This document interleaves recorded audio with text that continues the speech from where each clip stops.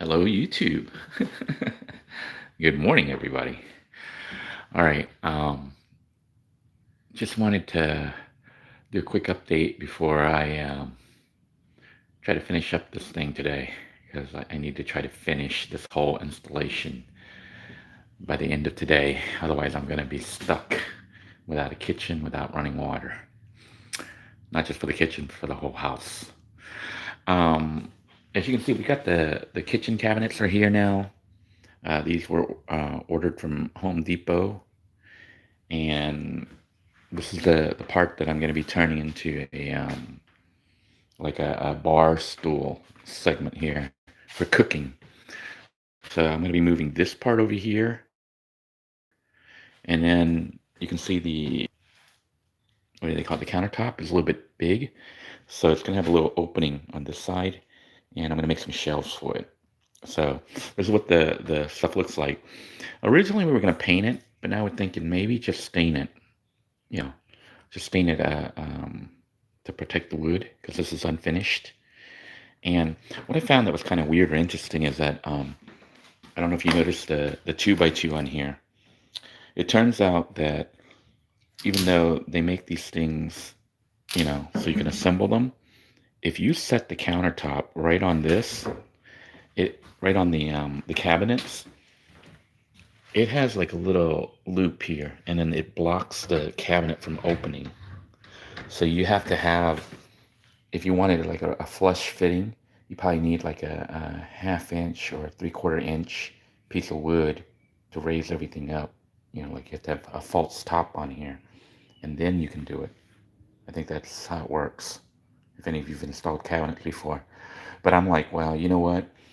I have to rip that whole thing out and put new supports. So I think I'm just going to use 2x2s. And here's the problem. When I measured all this out, I measured roughly 95, 96 inches, about 96 inches. I've measured like a little over 95. So I was like, so it should be 96 is like a standard, right? So it turns out it's not. It's like off. So it's like the cabinet, when I did a dry fitting yesterday, just to test, not with measurements, but actually putting it up to see if it would fit in the hole. It's like an inch too big. This countertop right here was an inch too long. It's like, oh, wow, you can't just slide it in because this is a standard size countertop, but what they had in this mobile home was short by 1 inch. And you're like, well, you could just cut it.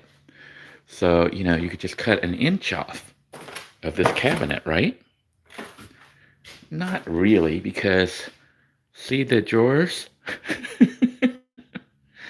Those drawers, there's a center unit here. There's one unit here, the big one, and then two side ones. They measure exactly about 96 inches. And that thing's like 95 inches. Or they measure 96 and a half, and that's 95 and a half. It's 1 inch over. So you can't just cut the countertop because then the bottom cabinets won't fit.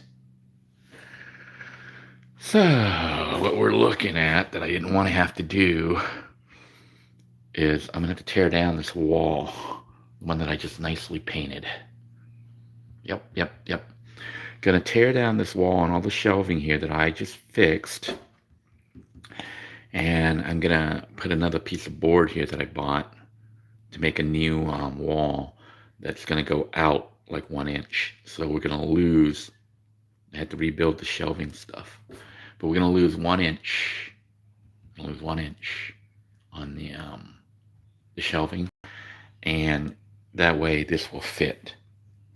Then the second thing is this is the used sink we got, but I have a new faucet that we're going to be installing. I don't know if you can see that box there.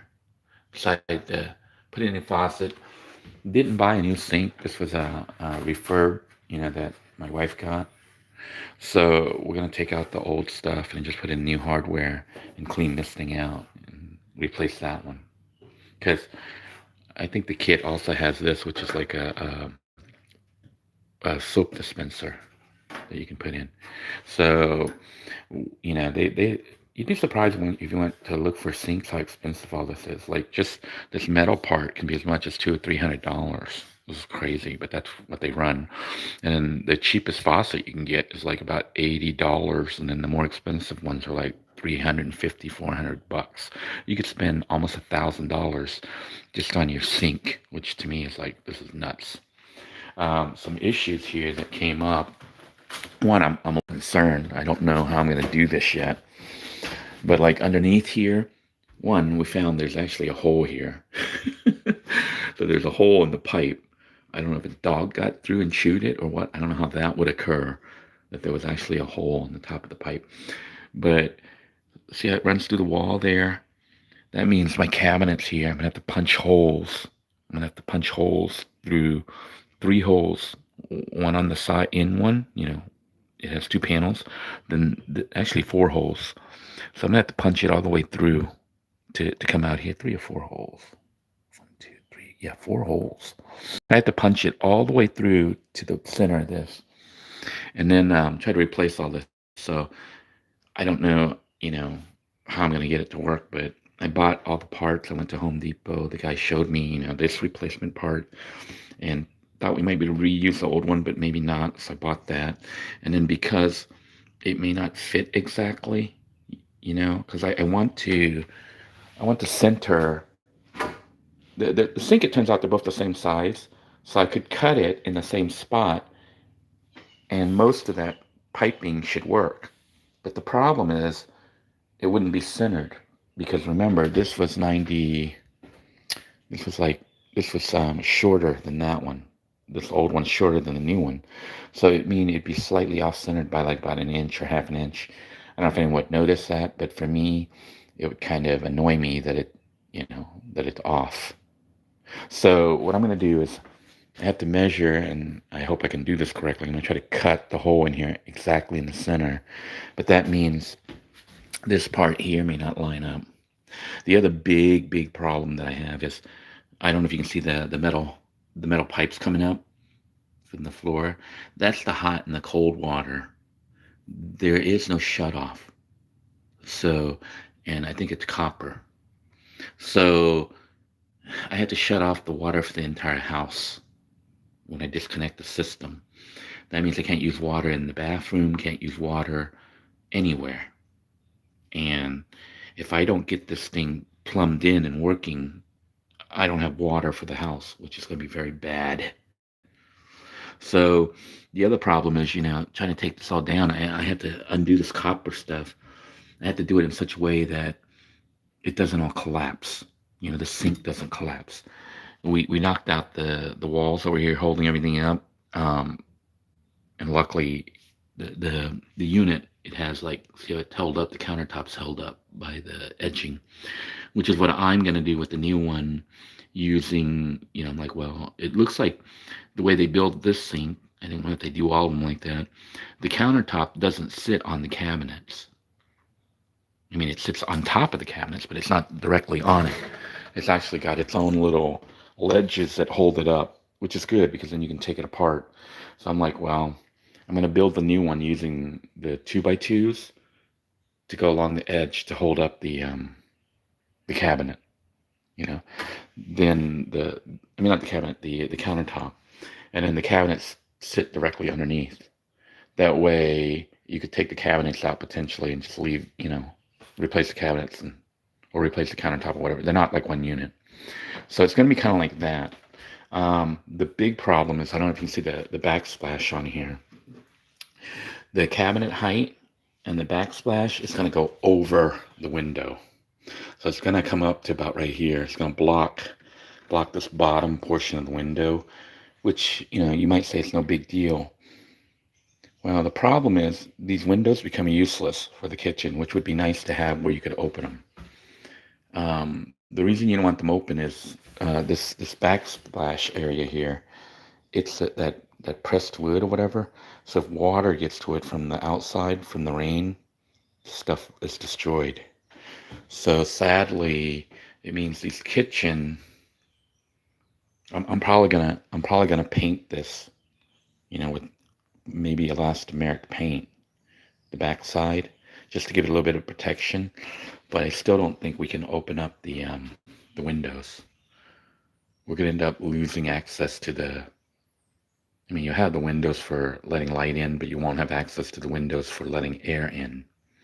Because if water ever blows through there, which we have Florida storms with really heavy winds, and it hits the backsplash, this whole thing crumbles. I don't know why they make kitchen stuff out of this. I guess because it's cheap. They're cheaper than using solid wood. But water hits it, it's ruined. So, but I don't know if you guys can see the floor here. This was a pain in the butt laying the floor in. And we went up to the edge of the hall. We're gonna continue. But this flooring, we bought it on the vinyl rolls from Home Depot. It's actually about 14, I don't know if it's 12 or 14. I think it's 14 feet in width. And the building itself is a little bit larger than 14.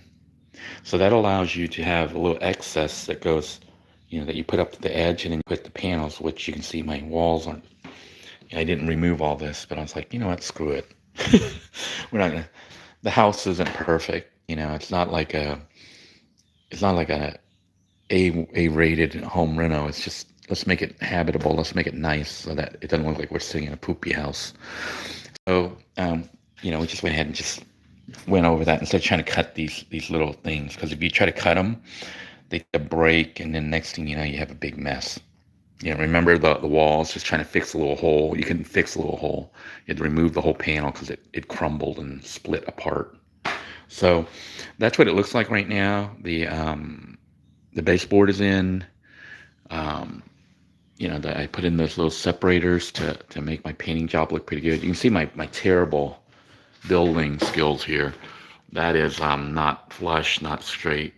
But I'm going to paint it white, and then, no one will ever know. Actually, if you look, you go, is that like lopsided? But if I paint the wall white, it'll kind of blend in with the cabinet. So, and then, like I said, we may just stain the kitchen, the cabinets here, because I kind of like the wood. Originally I was going to paint it white, so we're going to have white cabinets and stuff. But my wife and I talked about it and says, you know what, maybe wood would be good. And then I was going to build the bar stuff out of this same material, because they sell a 4x8 sheet for $39 at Home Depot. But thinking about it, I was like, you know what? As soon as you get water on this stuff, and this is somewhat protected here on the, because they put their plastic coating on it, or whatever that stuff's called, laminate. But when I build the bar stuff, I don't know if I want to use the same material, because if somebody spills water, my surface won't be protected, other than paint. So I decided to splurge a little bit and bought plywood that is a little bit more expensive. So I decided to use plywood that I'm going to build. I've got it in the car right now. I had to cut it into pieces and stuff to get it to come in here, to get everything to fit. But this is going to come sit over here along this wall. And then I'm going to build up a new backing unit. And then, of course, it'll have the new shelves that I'm going to hand make, and use the excess plywood to make the shelves. So it'll look nice. And then I was like, I could even possibly stain it, because that plywood is light colored similar to this. I was like, if I stain it, then it looks like we got a nice wood kitchen. And need to try to find the laminate pieces that, close this off. But they were out, so I'll have to check another store and learn how to do that. I think you tape it on, and then you press it with heat, using an iron or something. So hopefully I can do that and get it working. But it'll be nice to have this operational. So this will sit here on this side and become the cooking area.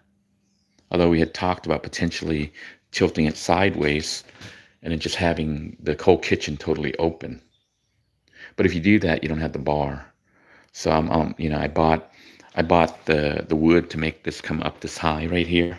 So it's going to be about 5 inches higher than the countertop. It's going to have a little bar come out. and you can get two little bar stools, and then you can have a table here, dining table for a four. So that means six people could eat in here, you know. So, um, and as far as appliances, well, this is one of the cooking things my wife was able to find somewhere. I don't know, somebody gave it to her, she bought it or something. I don't know. I've never seen one like this. I thought it was for grilling. If any of you know, let me know. I thought it was for grilling, but then I'm like, it would drip and make a huge mess. She says, no, it's for cooking. You plug it in, it's electric, and you put your pot or whatever on top. But the heating element is like, it's not touching it. It would heat with hot air. So I don't know how, I don't think it'd be very efficient. But we might try it out to get a hot surface. And the other thing is like the toaster oven. We'll probably mostly cook outside with the toaster oven, you know, because it releases, like, I guess some people could say delicious smells, but I don't know, the whole house would smell like whatever you're cooking, you know.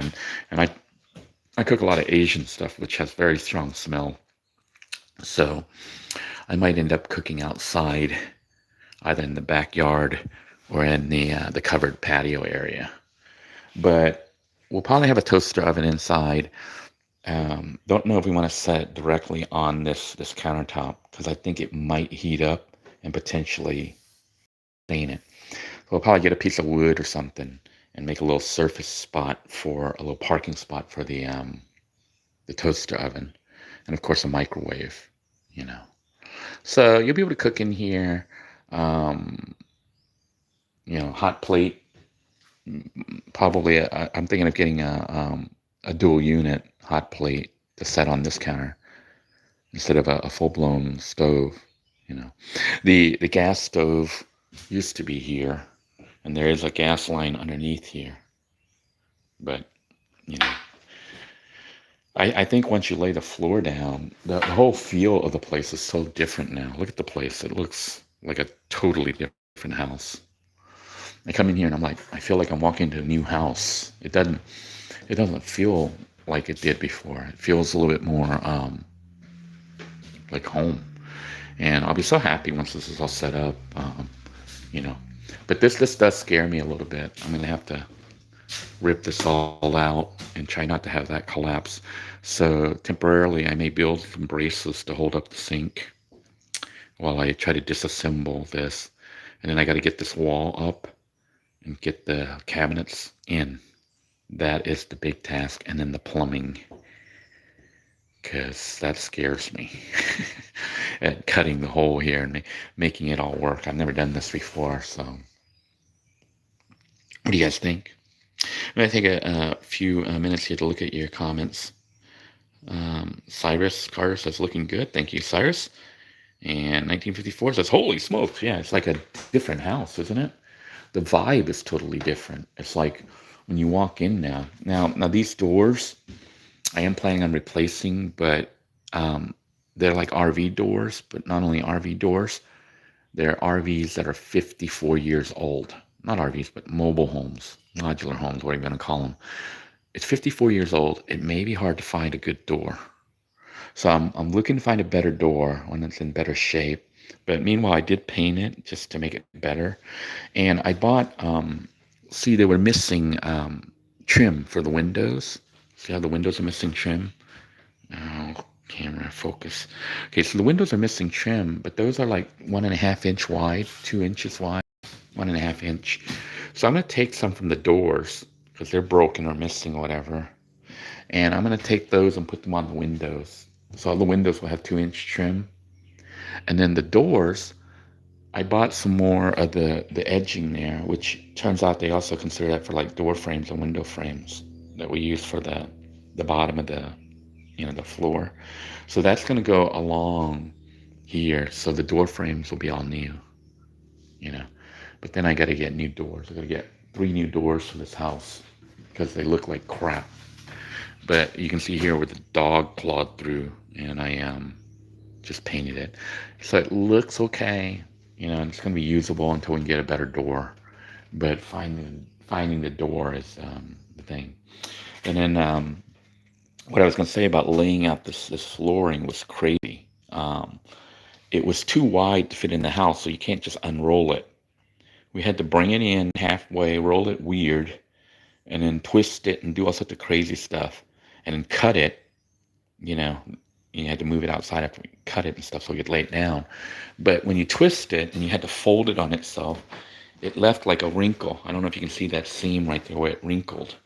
That was the halfway point where, because you can't fit 14, 14 feet or whatever width when the house isn't exactly that. It's slightly, I think the house is 14, that might be 15 or something. I don't know. It had like an extra foot. So you couldn't just lay it and roll it out like you would think, because obviously the width is too wide. So we had to roll it, fold it, and do weird stuff.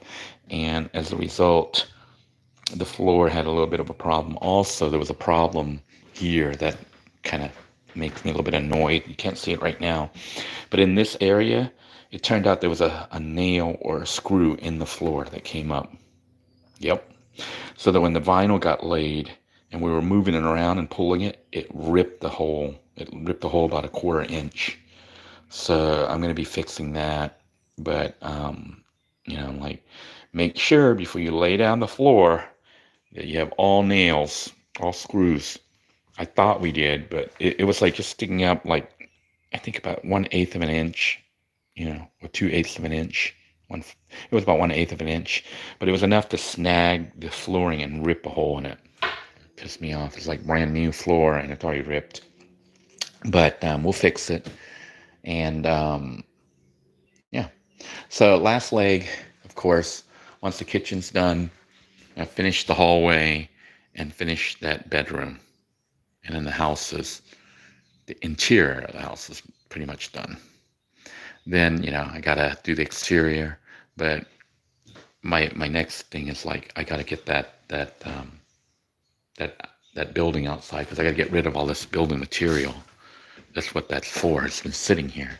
But as I've been using the materials, it's good because it's kind of disappearing. So it's not cluttering everything. These were some shelving units, or shelves that I bought for the back. I'm going to be building, instead of buying cabinets, because they're so expensive. It's like one cabinet is like $100, I think $100, $150. It's like $150 for one little cabinet. So instead of getting the cabinets that go across, I'm just going to build shelving that goes across. And trying to think. Yeah, I'm going to build shelving that just slides across, and then you just stack things on it. But now I did do something that I might regret. I don't know.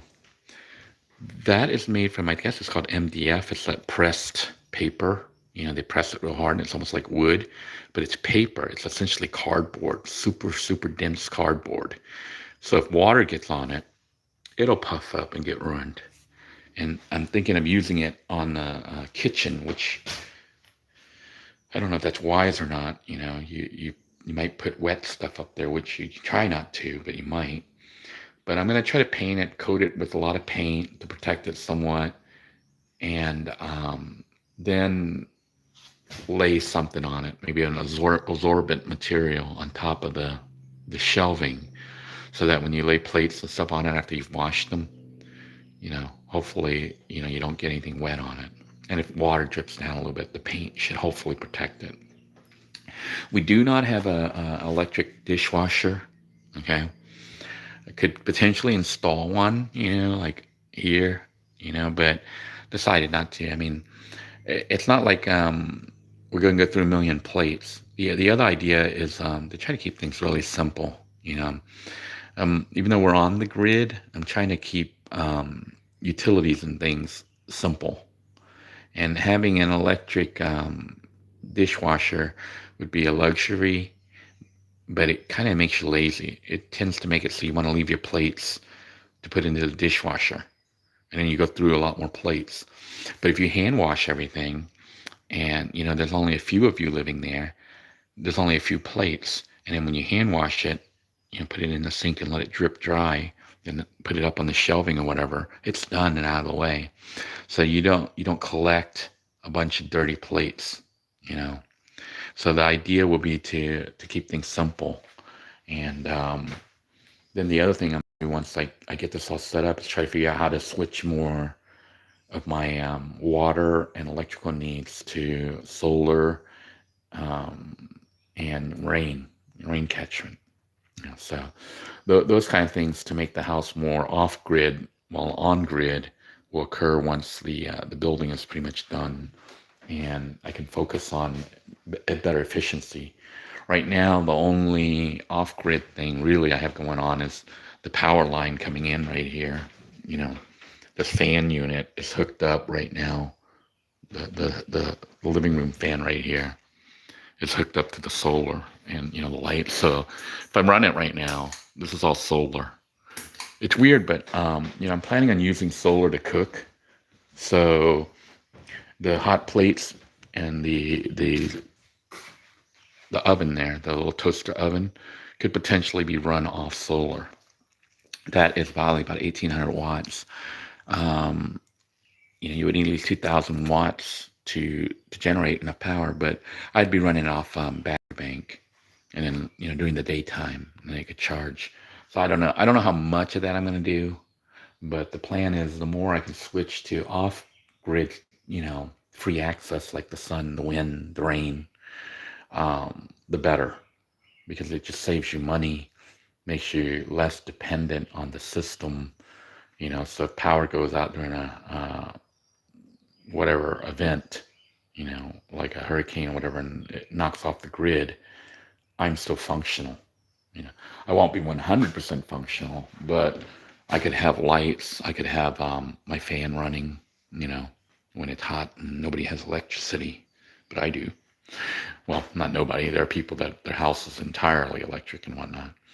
That TV and stuff might end up going on the solar, but I need to upgrade my battery banks, because right now battery bank is only probably holding about 200 amp hours of usable power, which runs out if you run it all night. Run the lights, the fan, and stuff.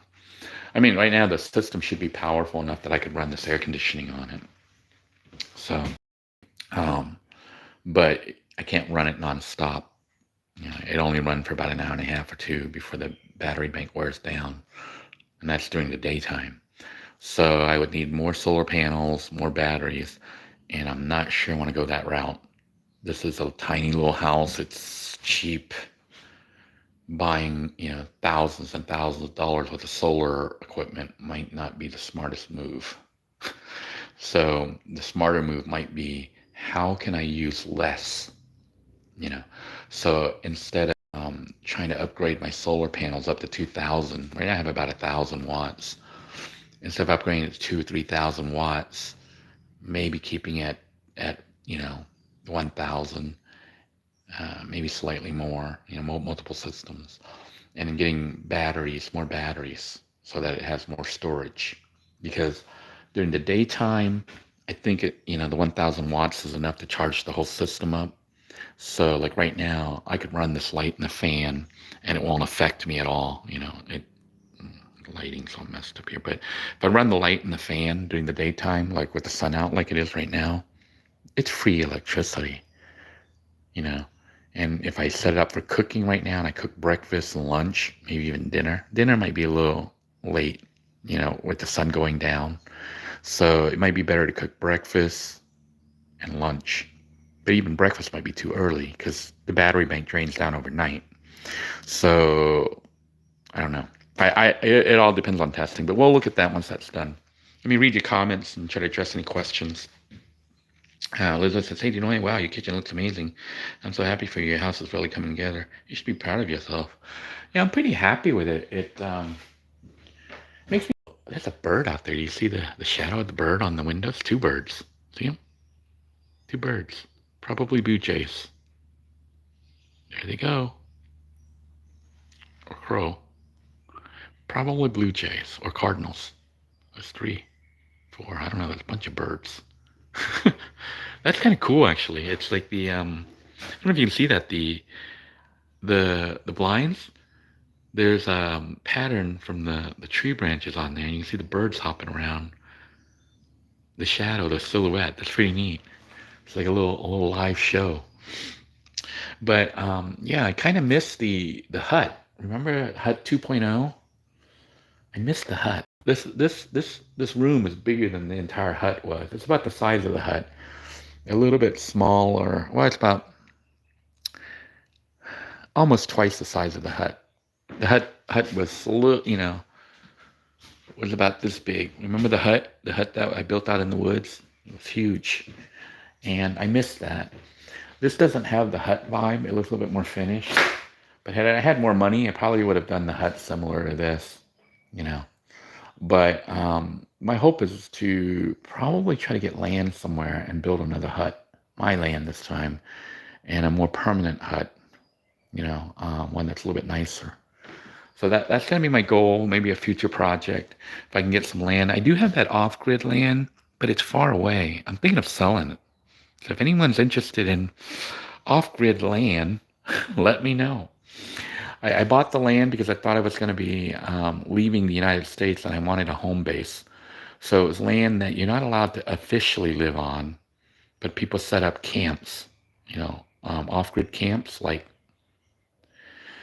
they don't, well, they're not officially allowed to live there, but there are people there that they camp full time, 365 days a year. They dig wells and they have water and they have solar, you know. So you're not allowed to build a house with foundations, but people build, they take the cargo containers out there.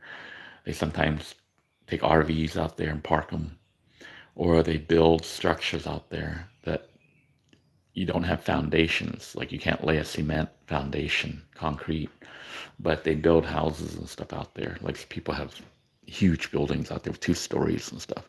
So the issue with that area is, one, it's far from where I am right now, and two, it does require a 4x4. You need a 4x4 truck to get out there, and even then you still might get stuck. But people help each other, they pull each other out. But I'm like, I'm not sure I want to deal with all that, especially now that I have this little house in a pretty much a prime location. It's in the city. It's in the, easy access to the beach, easy access to my job, easy access to electricity and running water if I need it. But if I don't need it, I can use my own system, you know. And the city and the neighbor, they don't seem to care, as long as I'm not doing anything illegal, I'm not doing anything to disturb anybody. They kind of leave me alone. So I like it, I like it in that sense. But at the same time, I was watching some of my old videos of the hut, and I was like, man, I miss that. So I want to buy land maybe closer to this area and maybe build a little hut out there just for a little tiny getaway area. 1950 says, put inline shutoff valves for the hot and cold lines for the faucet will make maintenance easier down the road. Yeah, that would be the smart thing to do. The problem I have is I'm not a plumber. Now I could hire a plumber, and I had a plumber come in and do the water heater, that's in the bedroom that runs for the whole house, and that was expensive. It was like $1,200 just to put in a little water heater and a shutoff valve. And I had installed a shutoff valve for the bathroom, but that was not pleasant, and it leaked and had all sorts of issues. And finally, after spending nearly $400 on plumbing stuff, I got it working. If I knew what I was doing, I could put in a shutoff valve here by cutting that line and installing the shutoff valve, and then it would just make it a lot more pleasant, like 1954 Shadow says. But I'm trying to avoid that because I don't know what I'm doing, and I don't want to hire a plumber to come do this and pay another plumber coming to do this. They might charge me, I don't know, probably about $400 or $500 just to put in a little valve. And me doing it myself, I'm probably going to flood the house. So I'm thinking of just hoping that I can get the new sink, the new hardware installed, just hook it up and it'll be working. And if I need to do maintenance, whatever on it, I have to shut off water for the whole house, which is a pain in the butt. And then maybe if more money becomes available, whatever, I'll hire a plumber. I don't really want to do my own plumbing.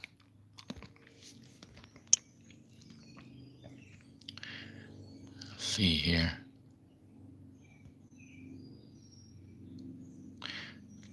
Oh, actually, it was Janet who said to put in the shut-off valves. Put shut-off valves in everywhere you can, in kitchen and bathroom, in toilet sinks and washing. They aren't expensive and good safety. I don't know about not being expensive. I guess if you can install them yourself, they're not expensive. The valves themselves are only probably like $8 or $9. It's installing it, you know. And when we installed it in the bathroom, we put shut-offs in there. It was not an easy task for me. Plumbing is one of my weaker areas, and it's a critical area. Same with electrical. I'm not very good at. Why am we seeing my face? We're on the wrong camera here. And somebody switched out.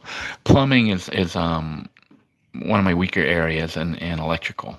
So, you know, I like to kind of give that to the experts, the people who do it, the professionals.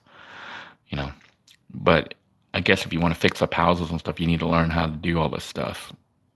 But I'm not sure I want to flood the house. So it may be a future project. I may hire a plumber to come in and do it. But if it works, let me just leave it. Kevin Day says a big difference from the first video of the place. When it is needed, a solution will be found. Yeah, I think when I finish, we're gonna do a walkthrough where I'm gonna watch the video and walk through and show what it looked like when we came in versus what it looks like now. It's totally different. It doesn't have the smell at all. The most of the panels have been removed. I'd say 90% of the panels have been gutted out and removed. So that removed all that. The ceiling's been painted. Probably needs another coat. The flooring's replaced, and I guess it blocks out a lot of smells. I mean, it hasn't smelled in like months, because we aired it out, and all the carpet and all the other nasty stuff's been hauled off. So it basically, when I walk in now, it feels almost like I'm in a new house because everything looks pretty new. It's all shiny, all nice. Elizabeth says, I love the floors as well. When can I come over for dinner? As soon as we get done. I'll figure this out. Okay, because it's just the way the wood is. But yeah, the flooring is, I would recommend using the stuff even in vans. It's vinyl flooring, so you get a good seal. And if your floor is slightly imperfect, as long as it doesn't have nails or whatever sticking out, it looks nice. And in a van, you could cut it, you can cut it around shapes and stuff. So I recommend this stuff, versus the plank wood or whatever that I used on my build, remember? But that was nice. It was cheap because I got it for like $14 for the case from Goodwill. But you could probably spend about $15, $20 with the vinyl and then lay it down in your floor, and it could look like this in your van or your tiny house or whatever. It's really pretty easy to lay down. We didn't glue it or anything. We just rolled it, and then what's holding it in place is the baseboards. So the baseboards are nailed in place with the staple gun, and it's kind of pressed up against the edging there on that wall. And you can see the cuts aren't perfect because we're not experts, So we just cut that and we push it down real tight and then staple it in place, and it kind of holds the floor in place. It also gives it a little bit of a flex, so it can move around a little bit, but when you're walking around on it, you don't really notice. But the floor, once you put the floor down, it makes such a huge difference. Look at the place. It doesn't look, it looks almost done now. The floor just changes the whole vibe of the place. The best art students, you ever thought about writing a book about this?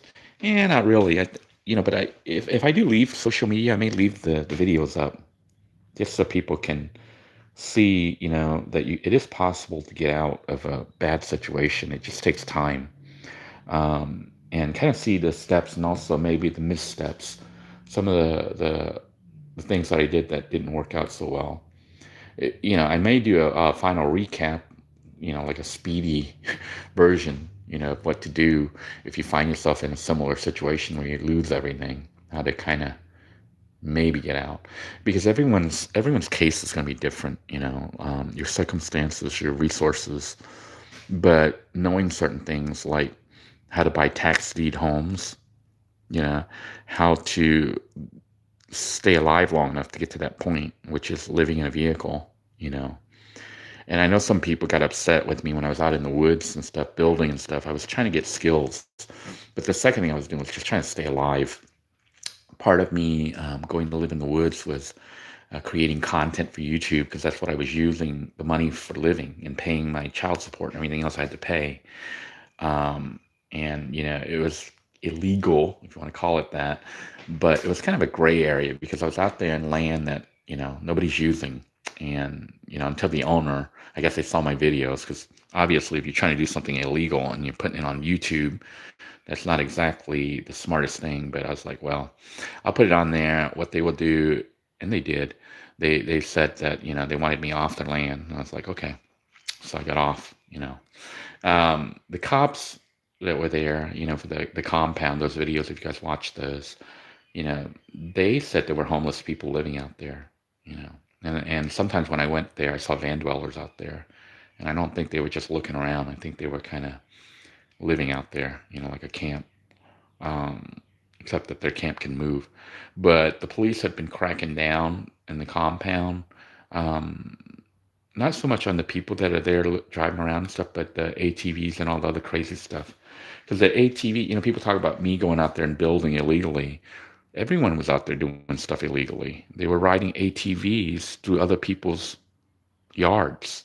You know, those land, most of that land out there was not owned by the city. Some of it was owned by the city, but most of it was owned by individuals. But those people who bought them, they don't go out there, and the land's just sitting there. So people just started riding ATVs through it and stuff. Now the police have started to enforce that, the trespassing. The reason for that is they were dying out there. People were getting into accidents. People were shooting each other out there. You guys saw me out there in the hut, in the woods, and gunshots were going off. I could have got shot because people were hunting out there. That land is not zoned for recreation. It's a housing development that did not develop. And people were using it for recreation, but, they were doing crazy stunts on their ATVs. They were shooting guns, hunting, while there were other people just driving around or walking around out there. And Max says, holy moly, it's looking different. Great job, man. Thank you. Yeah, it does look different, but it does show you that, I think the biggest thing that we can take from all of this is, looks can be deceiving. This place looked like shit. I mean, it was shit. Now it looks, I'd say it looks okay. It looks pretty nice, considering that, I didn't go crazy on renovation. I tried to reuse what I could. The other thing with building as you go, you have less waste. That's the other thing I would say. If you're on a budget, don't buy everything all at once. Well, unless the price is going to go up, then you might want to stockpile. But when you have stuff, it just sits there, and it slows down your work, because now it's sitting in a pile, and it's blocking. I mean, if you had a place where you could put it and you didn't have to live there, it'd be okay. But if you're having to live there, you got to keep moving. I've had to move that pile of wood so many different times, those panels, and it's still not used, but it's going to be used.